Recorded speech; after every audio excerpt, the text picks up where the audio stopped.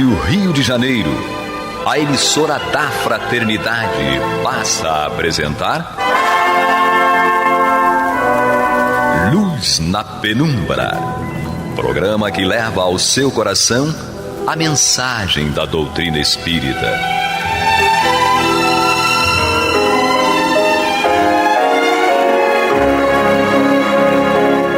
E agora com vocês, Aloísio Guigino e Eduardo Araújo, para o estudo da obra O que é o Espiritismo, de Allan Kardec.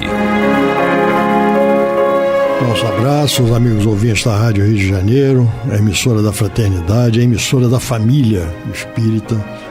Estamos aqui mais uma vez reunidos, eu, Aloísio, com Maria de Fátima Miranda. Essas férias do Eduardo não acabam. Olha, longas. São longas, mas vamos lá.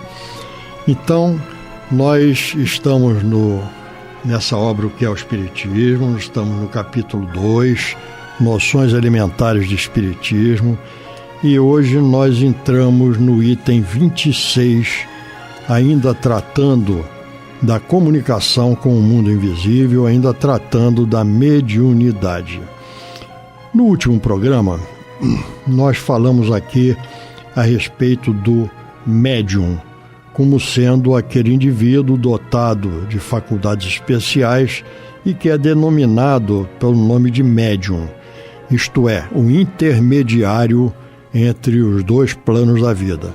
Mas nós falamos no final, no apagar das luzes, nós lembramos que todos somos médiuns, conforme Kardec nos afirma no livro dos médiuns, né? Todos somos médiuns. Por quê? Porque todos nós percebemos essas influências ou essas orientações que nos vêm da espiritualidade.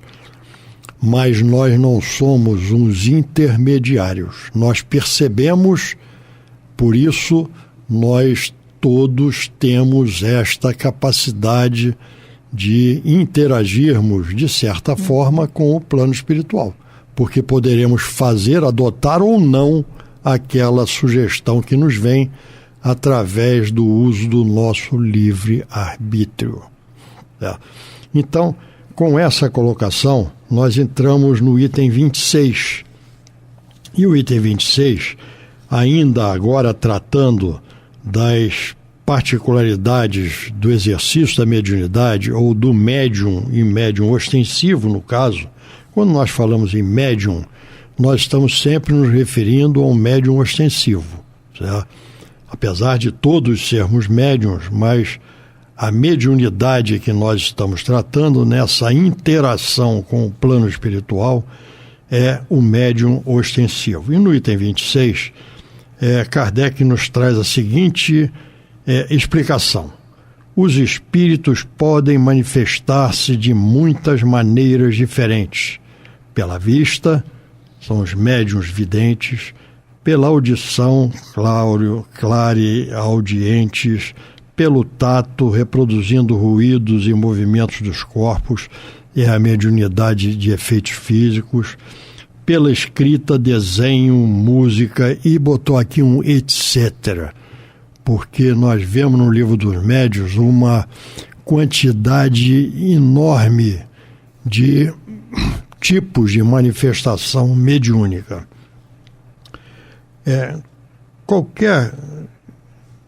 Qualquer espírito, para manifestar-se, vamos repetir o que nós falamos no último programa, porque isso é fundamental. Qualquer espírito desencarnado, né? Porque quando estiver encarnado nós tratamos de alma, né? Qualquer espírito, para manifestar-se, ele necessita da participação de um encarnado para que possa realmente exteriorizar aquilo que ele emite pelo seu pensamento, pelas suas vibrações. Então não existe comunicação mediúnica sem um médium ostensivo. Estou falando em comunicação, certo? Não existe comunicação mediúnica e não existe a participação de um desencarnado sem que haja a participação de um encarnado, qualquer que seja ela. Os espíritos desencarnados, eles não têm como se manifestarem ostensivamente no mundo físico sem esse elo, que é o médium. É o elo. E novamente, nós lembramos o que falamos em programas anteriores, sempre de perispírito a perispírito, seja no médium ostensivo, seja na nossa percepção. A manifestação, ela é percebida pelo nós encarnados, pelo nosso perispírito, certo? Então, ali é que vai ocorrer esta manifestação, essa percepção do desencarnado, sempre através do perispírito. Daí a importância do perispírito em qualquer comunicação, em qualquer manifestação mediúnica. É nisso que nós vamos encontrar alguns companheiros, quando a mediunidade desabrocha, eles tentam fugir desse compromisso, dessa realidade, porque ser médium não é lidar só com o lado mais leve dos espíritos mais adiantados. Também vai ter que lidar com aqueles espíritos tão enfermos que precisam de aconchego e de cuidados. Então, um espírito que está voltado, está impregnado de sentimentos e emoções muito dolorosas, ele vai passar toda essa carga emocional para o médium, não é? Que vai sentir o desconforto. Às vezes são impulsos de sentimentos mais agudos, de raiva, de mágoa, e aquela criatura não estava vivendo nada que mostrasse aquilo. Então, quando a mediunidade ela desabrocha, normalmente a criatura, o médium entra em crise. Porque se ele não sabe o que está acontecendo, nem por que está sentindo aquilo, ele vai precisar de ajuda. É o que leva ele, de pronto, seria o ideal, à casa espírita, para ser orientado, não é? Na época em que a mediunidade não era tão conhecida e divulgada quanto hoje, eles iam parar nos hospícios, porque eles falavam coisas desconexas. Ainda Sim. Hoje, né? Ainda não é? Hoje. Ainda hoje. Ainda hoje ela não é cuidada, ela é tratada como se fosse uma doença. Então, a mediunidade, na realidade, ela vai se apresentar como uma manifestação de algo sobre o que nós não temos o controle. Certo? E não podemos explicar pelos nossos conhecimentos da vida material. Então, isso promove, muitas das vezes, problemas sérios para um médium que não sabe o que é aquilo, e a maioria não sabe, certo? Apenas manifestam-se as percepções dos desencarnados, e a sociedade, de um modo geral, também não sabe.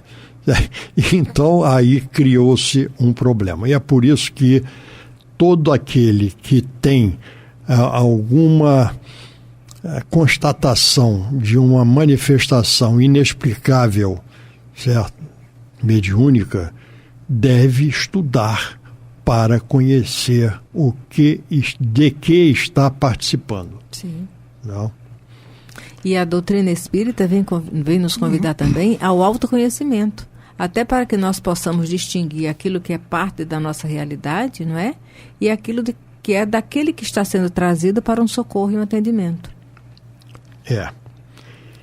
Então, aqui Kardec define, ou chama atenção aqui, dos vários tipos de manifestação mediúnica, quando o médium percebe, e ele é o intermediário daquilo que está percebendo, exteriorizando para nós que temos uma mediunidade, como diz o nosso um companheiro nosso, diz que tem uma mediunidade paralelepípedica, certo? É um paralelepípedo, isto é, não tem uma mediunidade ostensiva, aqueles que transmitem para todos nós aquilo que os desencarnados estão transmitindo. Então vamos agora ao item 27, com a palavra de Miranda. Vamos lá. Às vezes, os espíritos se manifestam espontaneamente por pancadas e ruídos, e muitas vezes muitas vezes um meio que empregam para atestar sua presença e chamar sobre si a atenção, tal como nós, quando batemos para avisar que está alguém à porta. Eu acho que esse início de parágrafo já dá para a gente conversar um pouquinho, Aloysio, não é? Vamos conversar bastante. Vamos lá.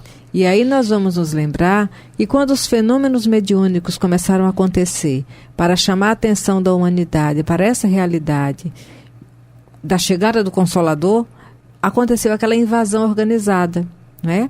Lá em Hydesville, nos Estados Unidos, e em todos os cantos, porque quando Kardec ele é chamado pelos espíritos a nível de ir visitar aquelas situações e ele começa a participar e acompanhar, ele toma conhecimento de fenômenos que estão acontecendo em vários lugares, não é? Com a chegada dele àquelas reuniões, elas passaram a ter um caráter mais sério, porque antes era uma brincadeira nos salões da França e por aí. Essa questão aqui é interessante porque nós vemos surgir aqui, dentro do nascedouro do Espiritismo, as manifestações mediúnicas através de ruídos, através de batidos, numa escrita, né, com aquela prancheta, certo? E nós vemos aqui que isso daqui é o chamado, é o que nós hoje em dia já conhecemos como sendo mediunidade de efeitos físicos. Certo? Então a mediunidade de efeitos físicos é alguma coisa que atua sobre a matéria. Certo? A mediunidade inteligente, de efeitos inteligentes, ela atua sobre o moral. Certo? Então são dois aspectos bem distintos. Certo? Dentro do Livro dos Médiuns nós aprendemos que a mediunidade de efeitos físicos ela ocorre normalmente promovida por espíritos ainda não evoluídos suficientemente. Tá? E a de efeitos inteligentes, logicamente, requerem dos espíritos comunicantes um patamar de elevação moral que dê condições a que eles realmente transmitam, emitam alguma coisa de valor moral. Vamos adiantar uma coisa aqui, vamos botar um monte de... Desculpe, eu tenho caraminholas nas cabeças de quem nos ouve. São duas formas diferentes do processo da mediunidade.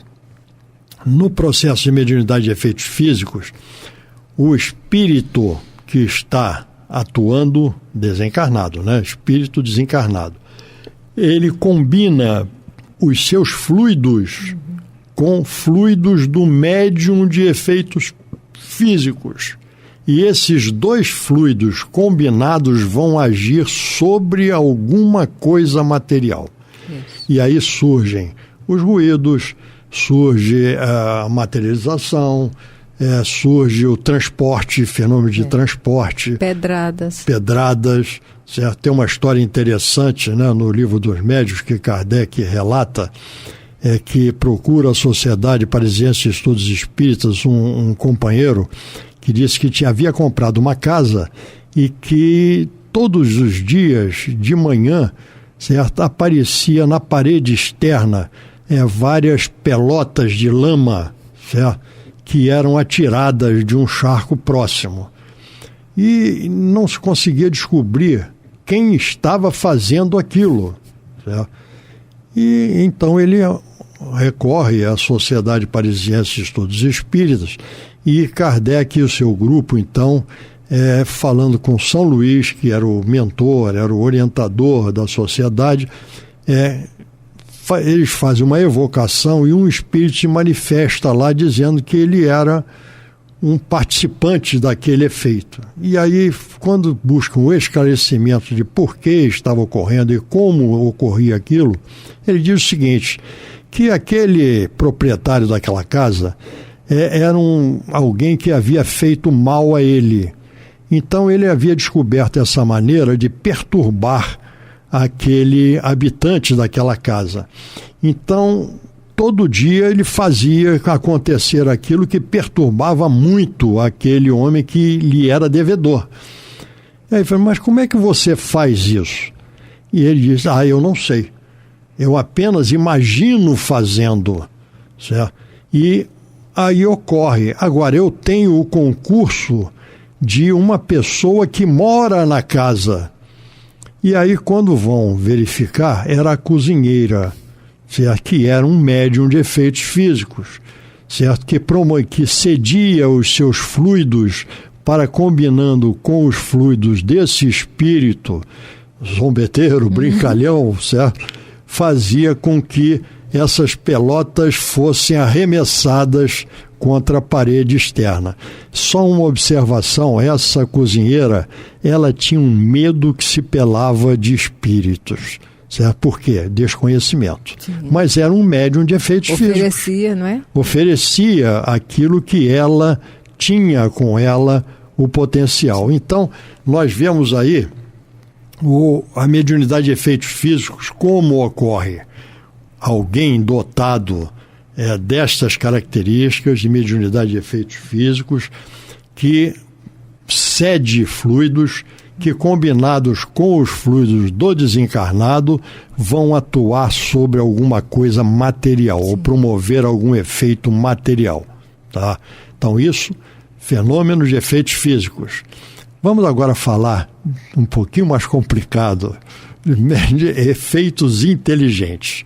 Então, o espírito comunicante, ele emite, certo, vibrações, emite uma comunicação através do seu perispírito, que é percebido pelo perispírito do médium.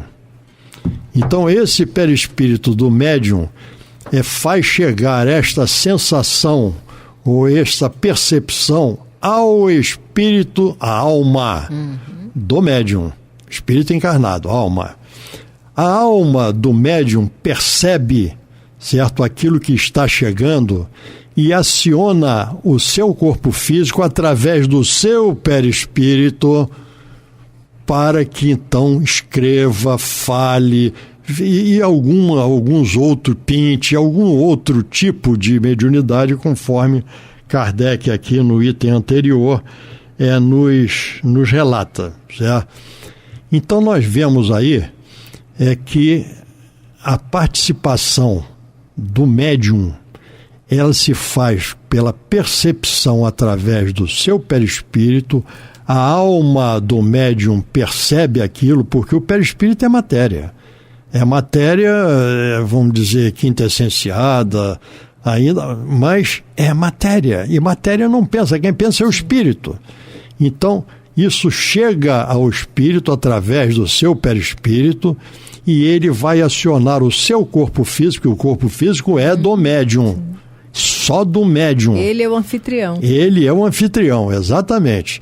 Então vai acionar o seu corpo físico através do perispírito, que vai então promover alguma coisa que será perceptível por quem estiver ao redor. Né?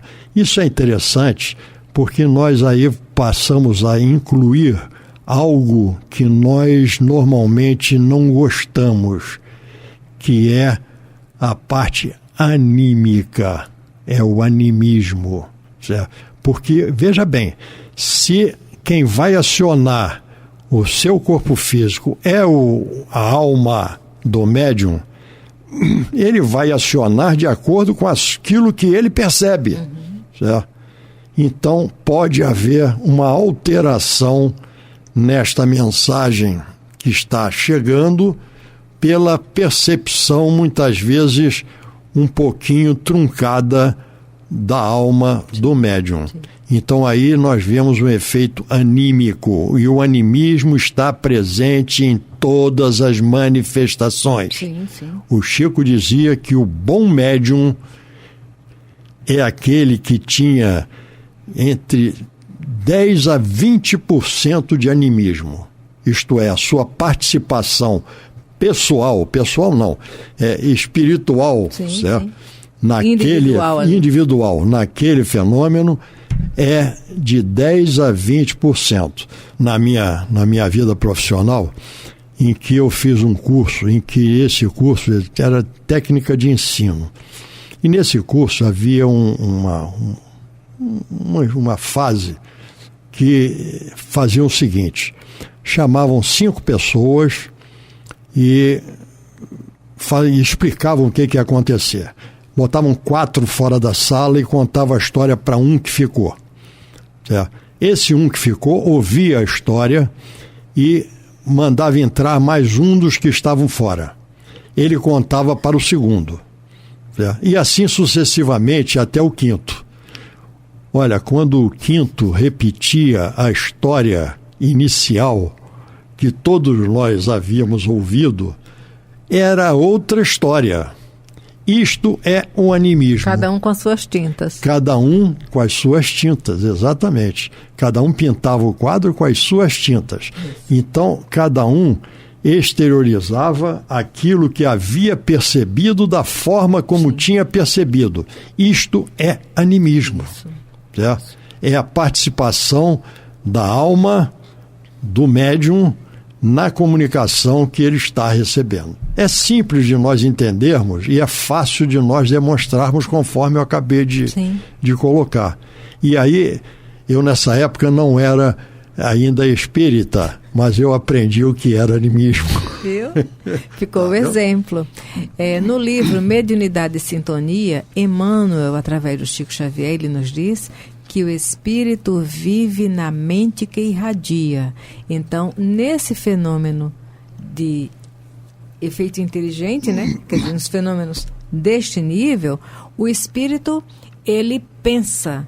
E esse pensar dele se propaga através do perispírito até o médium, que vai captar, né?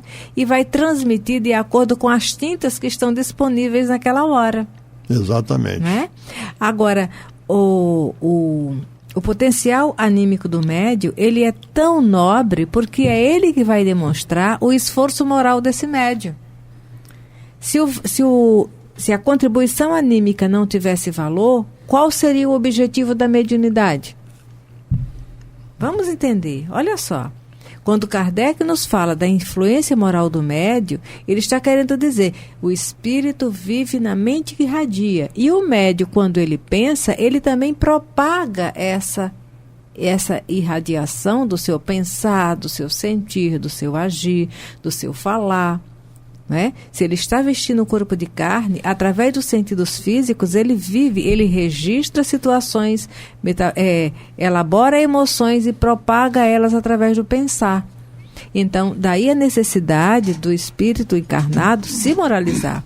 Falando sobre animismo, certa vez, numa reunião mediúnica, porque aconteceram situações que o dirigente não estava sabendo como lidar sem ser muito incisivo com a criatura, não é? Então, nós estávamos refletindo o seguinte, o ideal é que a mediunidade, numa hora que nós estamos reunidos para a reunião mediúnica, depois da oração, que nós fiquemos receptivos às vibrações do bem, mas que tudo se faça de uma forma espontânea, sem ficar de pronto evocando. Por quê? Porque, às vezes, o médium, ele não está muito bem adestrado ainda na mediunidade e ele vai desenvolver condicionamento de animismo. Que aí, nesse caso, ele é pernicioso. Não é? Então, mas quando o médium está lá, aconchegado na oração, se coloca disponível e todos ali vibrando no objetivo sério, se ele ainda não está adestrado de determinada maneira, ele vai aos poucos sendo cuidado. Porque numa reunião, quando uma comunicação é dada, seja do espírito encarnado ou do desencarnado, tem que haver respeito e consideração para ajudá-lo a sair daquele estágio de animismo exacerbado. E é aí que entra novamente a importância do estudo, porque isso vai significar a preparação do médium para que cada vez mais se aproxime desses 10 a 20% de animismo a que o Chico se refere, para que seja um bom médium. E é com essa ideia que nós vamos interromper aqui, marcando já um próximo encontro, quando nós continuaremos com esse assunto, se Deus quiser, e Ele há de querer. Muita paz, que Jesus nos conduza. Amém. Você está ouvindo o programa Luz na Penumbra.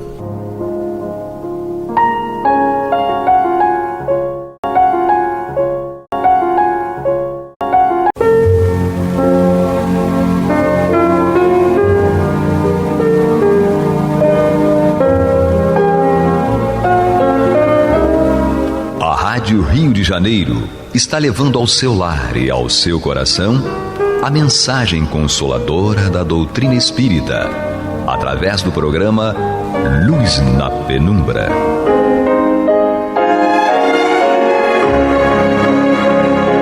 E agora com vocês, César Augusto Lourenço Filho, para comentar os textos da Revista Espírita de Allan Kardec, no período de 1858 e 1869. Boa noite, amigos. Aqui estamos mais uma vez para o nosso estudo conjunto, para a nossa caminhada pelas páginas da Revista Espírita. No programa anterior, nós iniciamos o estudo dos comentários de Kardec a respeito daquela sessão mediúnica na Sociedade Parisiense de Estudos Espíritas, na qual dois médiuns, a senhora C e o senhor Vavasseur, deixaram o corpo parcialmente num fenômeno à época chamado de sonambulismo, e hoje nas hostes espíritas se chama de desdobramento, e no qual um dos médios, o senhor Vavasseur, se desligou muito do corpo, entrou no chamado estado de êxtase sonambúlico, e foi uma coisa que a outra médio, que a senhora C, mesmo em desdobramento, procurou controlá-lo e trazê-lo para uma ligação mais forte ao corpo. Também vimos no programa anterior que Kardec, ao comentar isso, faz um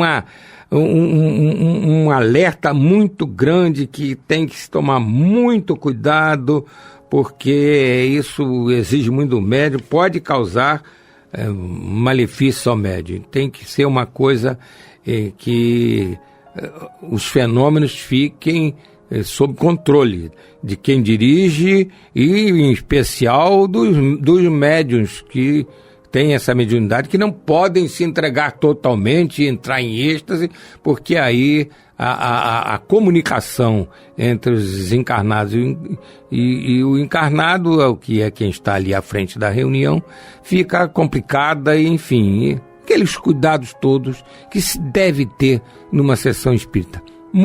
Muita seriedade.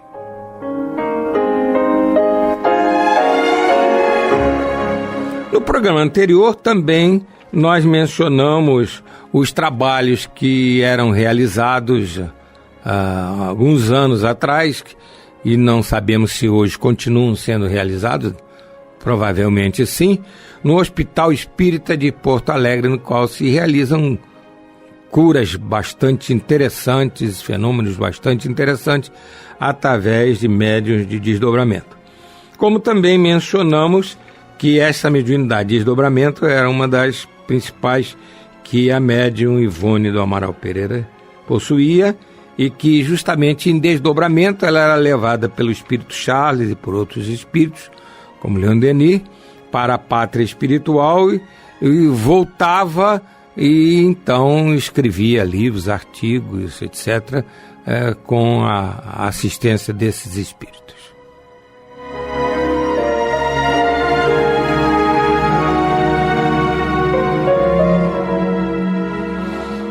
Agora Kardec vai dar um outro exemplo, não da reunião lá na Sociedade Parisiense de Estudos Espíritas, mas de um dos amigos dele. Vamos então ao texto de Kardec, na Revista Espírita de novembro de 1866, na matéria de título Sonambulismo Mediúnico Espontâneo.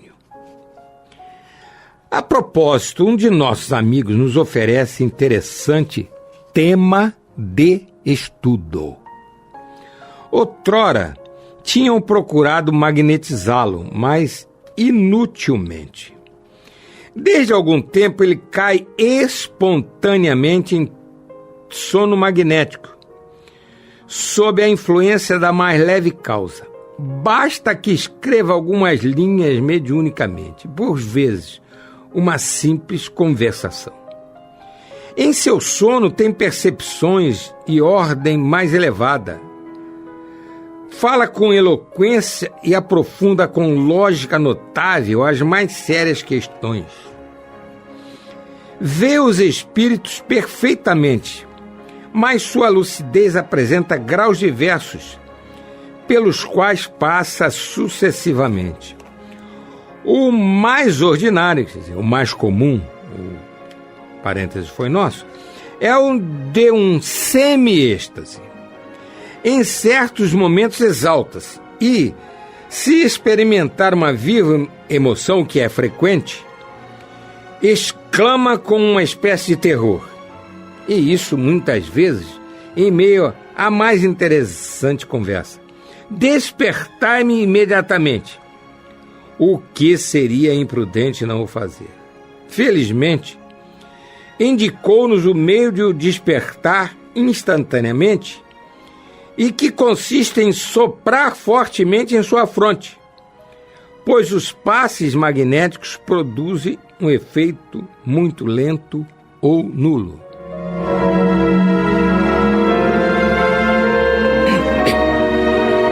Então agora Kardec está trazendo a estudo essa experiência desse amigo dele, em que o desdobramento se dá espontaneamente, mas de uma maneira diferente do que aconteceu lá na Sociedade Parisiense de Estudos Espíritas. Ou seja, como foi explicado aqui, foi lido, esse médium às vezes iniciava uma psicografia e então com esse simples iniciar de uma psicografia se desencadeava o fenômeno do desdobramento. E aí ele via perfeitamente os espíritos, tinha lucidez de diversos graus, e Kardec, ao mencionar a forma que era mais constante em que esse fenômeno se dava com tal médium, ele chamou de semi-êxtase, no qual há ainda aquela exaltação do médium, mas não tão intensa. E além disso, no que Kardec chamou de semi-êxtase, o médium não quer ir embora para o espaço com aquele espírito por causa das vibrações maravilhosas, não. Pelo contrário, ele se assusta, ele fica assim um tanto aterrorizado e pede às pessoas que o despertem. Então, é uma outra nuance desse fenômeno. E esse fenômeno tem que ter nuances muito grandes, por quê? Porque é justamente uma ligação muito forte entre o mundo do corpóreo e o mundo espiritual, em que o médium sai parcialmente do corpo, mas tem uma interação forte, tanto com os encarnados que estão ali na sessão, quanto nos desencarnados com os quais ele, médium, está no espaço interagindo.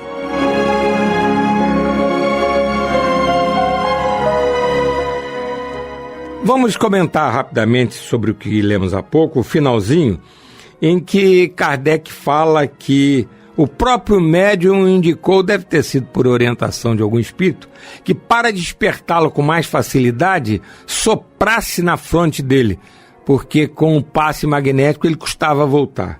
Nós vamos apenas comentar que nos primórdios do Espiritismo havia uma prática de se dar o passe, o chamado passe, que é uma efusão de fluidos, de fluidos, melhor dizendo, uma efusão de fluidos do médium combinado com o espírito para beneficiar uma pessoa, e que isso era feito não através da imposição das mãos, mas através do sopro.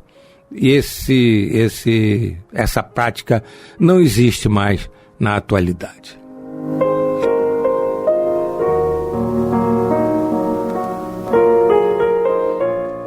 Continuemos então pelas páginas da Revista Espírita de novembro de 1866, na matéria de título Sonambulismo Mediúnico Espontâneo, que numa linguagem de hoje diríamos desdobramento espontâneo. Então é Kardec agora comentando essa fenomenologia com o amigo dele, como nós vimos na leitura do parágrafo anterior. Então é Kardec falando. Eis a explicação que nos foi dada sobre sua faculdade por um de nossos guias, com o concurso de outro médium. O Sr. T é entravado em espírito, em seu impulso, pela prova material que escolheu. O instrumento que ele faz mover, o seu corpo, no estado atual em que se encontra, não é bastante maleável para lhe permitir assimilar os conhecimentos necessários ou utilizar os que possui de modo próprio no estado de vigília. Quando está adormecido o corpo, deixando de ser um entrave, apenas se torna o porta-voz de seu próprio espírito ou daqueles com os quais está em relação.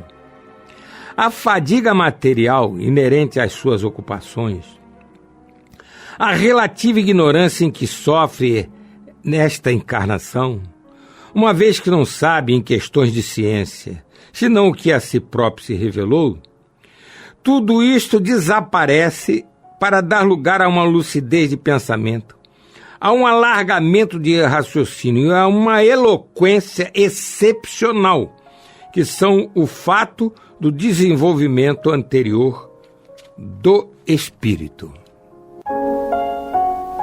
Você está ouvindo pela Rádio Rio de Janeiro o programa Luz na Penumbra, com estudo da Revista Espírita, na apresentação de César Augusto Lourenço Filho.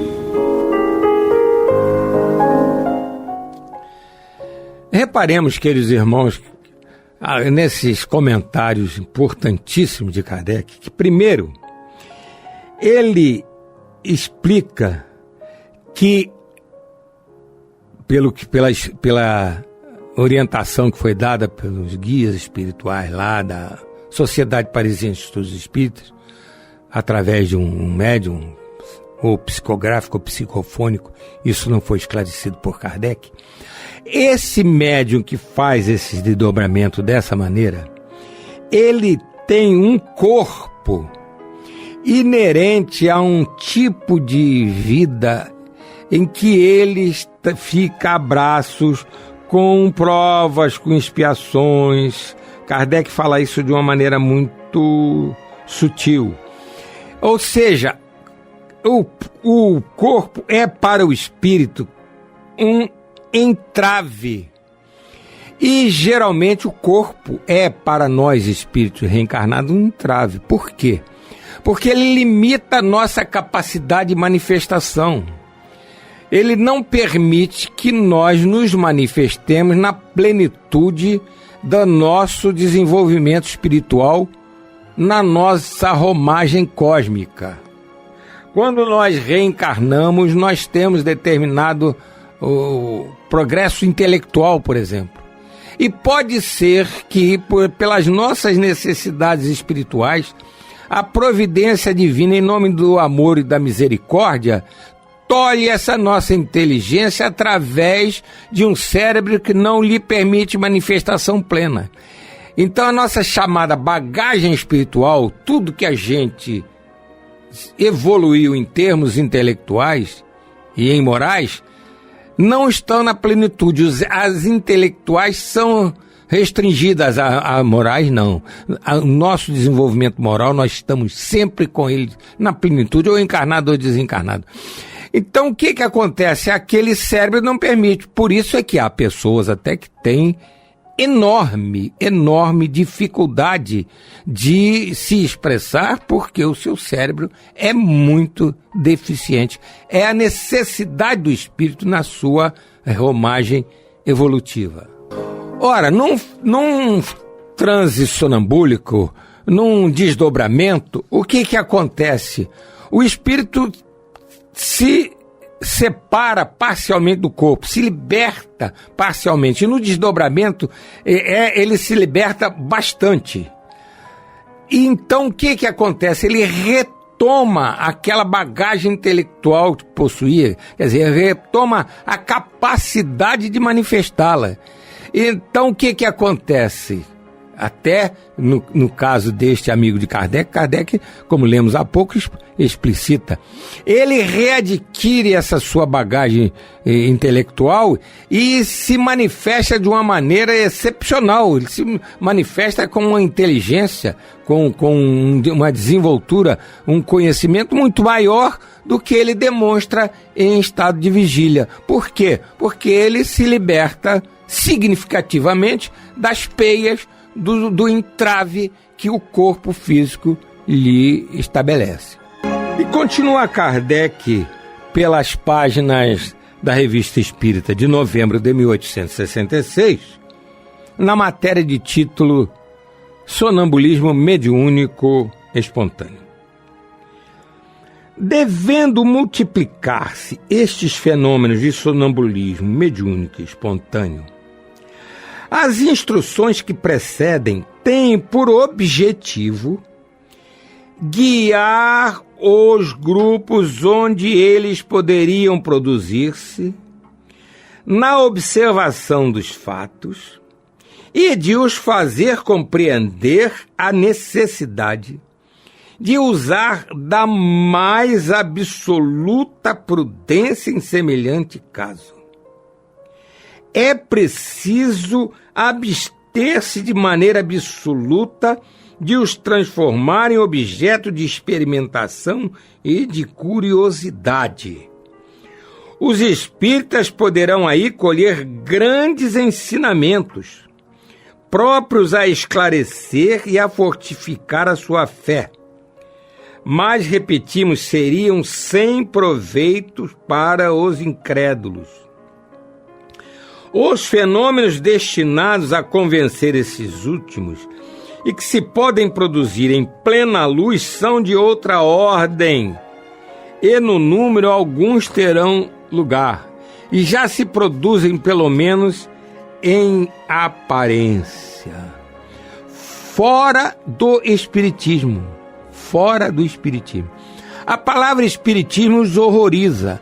Não sendo pronunciada, será uma razão a mais para deles se ocuparem. Os espíritos são, pois, prudentes, quando por vezes trocam a etiqueta. Interessante, queridos irmãos. Kardec fala então sobre essa extrema prudência que se tem que ter com os fenômenos de sonambulismo. Fala que tem que se tomar muito cuidado para não permitir que isso aconteça em nome da curiosidade. Hoje, esses fenômenos são objeto de experimentação científica séria. As pessoas que se interessarem por isso devem procurar as entidades que dão um rumo científico às suas atividades.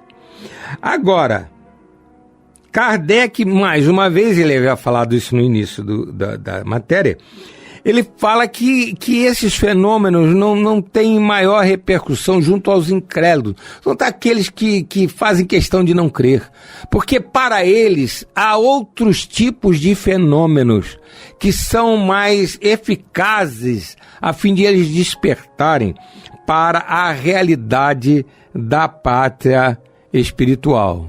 Vamos dar um exemplo aqui.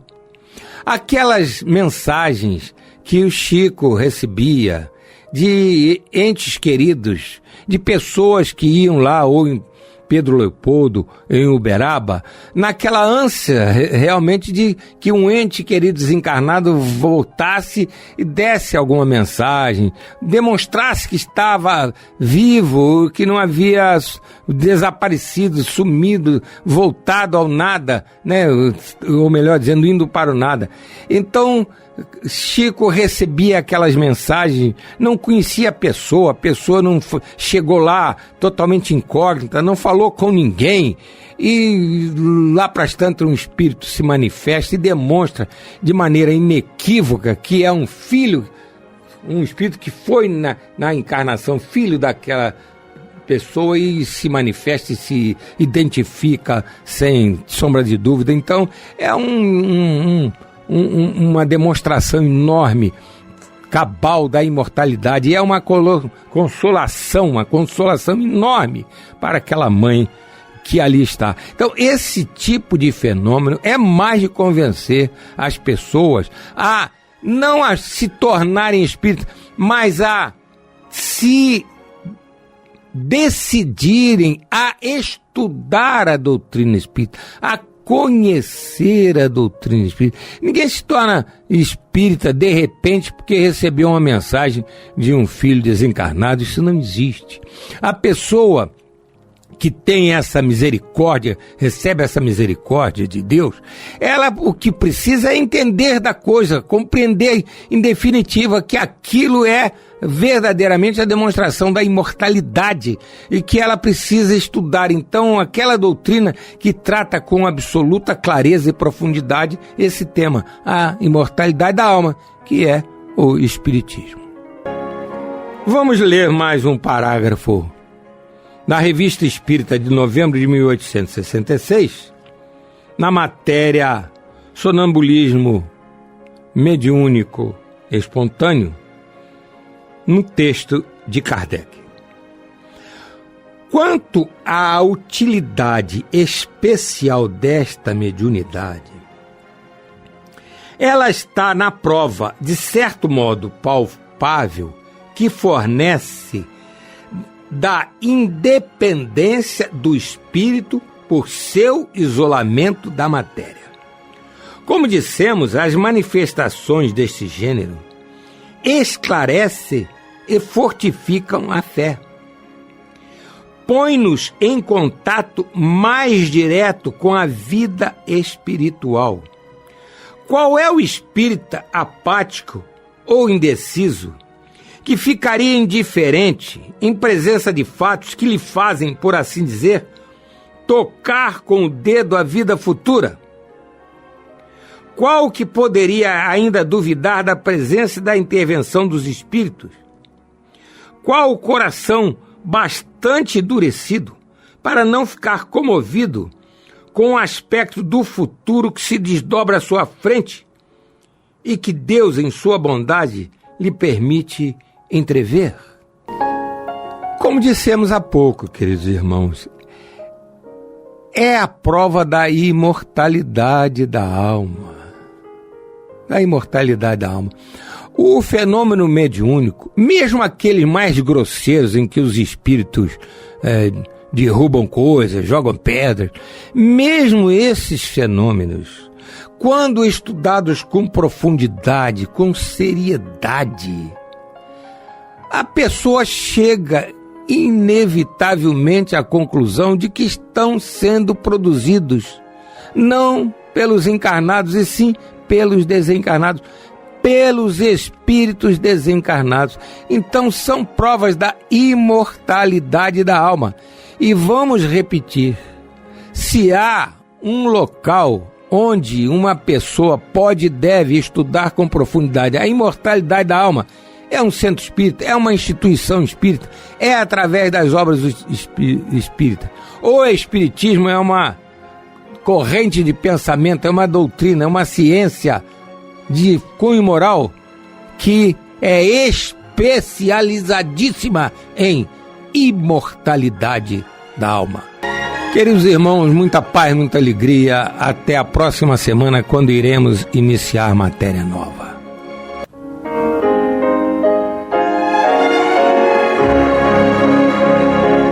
E vamos ouvir agora a prece de encerramento de nosso programa, na voz de Geraldo de Aquino. Jesus, dá-nos coragem para a luta, piedade para os insultos e misericórdia para as injustiças e ingratidões. Limpa nossa alma de inveja e ambições mesquinhas, de ódio e de vingança o nosso caminho.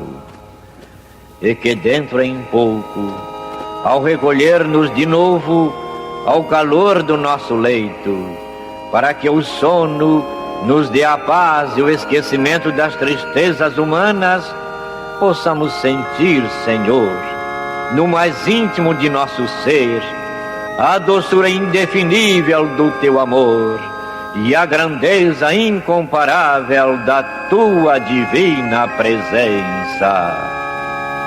que assim seja.